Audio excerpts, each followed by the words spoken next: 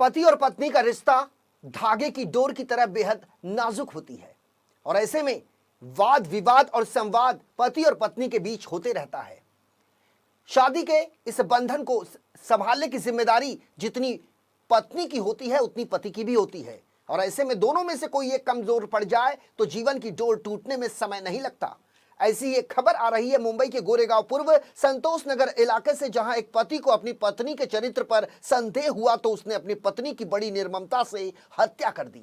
इस मामले में कड़ी मेहनत और मशक्कत करने के बाद पुलिस ने कथित हत्यारे पति को गिरफ्तार कर लिया है। गिरफ्तार आरोपी का नाम अंसार अली समीर बताया जा रहा है, जिसकी उम्र 29 साल के आसपास है। वहीं मृतक पत्नी का नाम रोजी खातून बताया जा रहा है, जिसकी उम्र 27 साल के आसपास थी। डिंडोसी पुलिस से मिली जानकारी के मुताबिक समीर और रोजी मुंबई के गोरेगांव पूर्व स्थित संतोष नगर इलाके में फिल्म सिटी के पास किराए का एक मकान लेकर रह रहे थे, लेकिन सुबह होते ही रूम के मालिक प्रमोद मौर्य को किराएदार रोजी खातून की बहन जूली खातून ने फोन करके बताया कि उसकी बहन रोजी की हत्या उसके पति समीर ने कर दी है। जूली के मुताबिक समीर ने खुद फोन करके रोजी की हत्या करने की बात जूली को बताई। हत्या की खबर सुनते ही रूम के मालिक प्रमोद मौर्य के हाथ और पैर फूल आए। उन्होंने तत्काल डिंडोसी पुलिस से संपर्क करके इस पूरे मामले की जानकारी दी।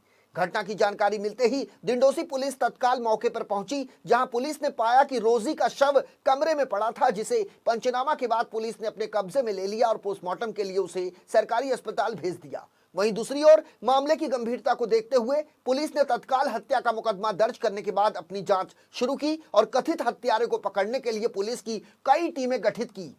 जांच के दौरान पुलिस को यह पता चला कि कथित आरोपी अपने मूल गांव उत्तर प्रदेश भागने की फिराक में मुंबई से छपरा गोदान एक्सप्रेस ट्रेन पकड़ लिया है उसने, जिसके बाद पुलिस ने कई घंटों की मशक्कत के बाद चलती छपरा गोदान ट्रेन की स्लीपर कोच के बाथरूम से कथित हत्यारे पति समीर को गिरफ्तार कर लिया।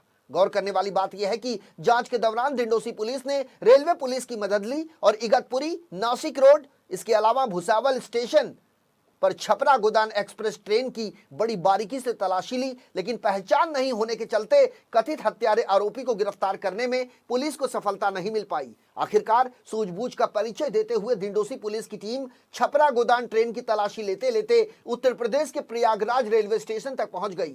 जहां चलती ट्रेन के आखिरी स्लीपर कोच में जब पुलिस पहुंची तो उन्होंने पाया कि वहां का बाथरूम का दरवाजा भीतर से बंद है, जिसे पुलिस ने खुलवाया और कथित आरोपी को पूछताछ के बाद हिरासत में ले लिया।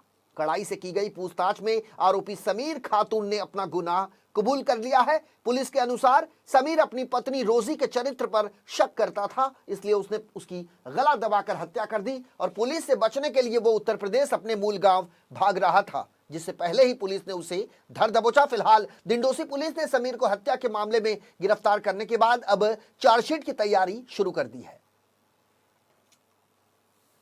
इसमें जो आरोपी है उसका नाम है अंसार अली। इसने अपने पत्नी के साथ 25 मई को संतोष नगर एरिया में एक मकान लिया था भाड़े पे और तुरंत दूसरे ही दिन अपने पत्नी का गला दबा के उसको मार डाला और वहाँ से भाग गया था। तो उसको पकड़ना बहुत ही चैलेंजिंग था क्योंकि बाकी कुछ क्ल्यू नहीं था। जो हमारी दिंडोशी की जो टीम है, एक डिटेक्शन टीम, एक तो बहुत सारे सीसीटीवी फुटेजेस चेक कर रहे थे, मोबाइल लोकेशंस ले रही थी और एक ये था कि उसका जो गांव है यूपी में वहाँ भाग सकता है। तो वो एक कॉल डिटेल्स और सीसीटीवी फुटेज उसको एनालाइज करके एक इस तरह का अनुमान लगाया कि ये ट्रेन ने गया होगा।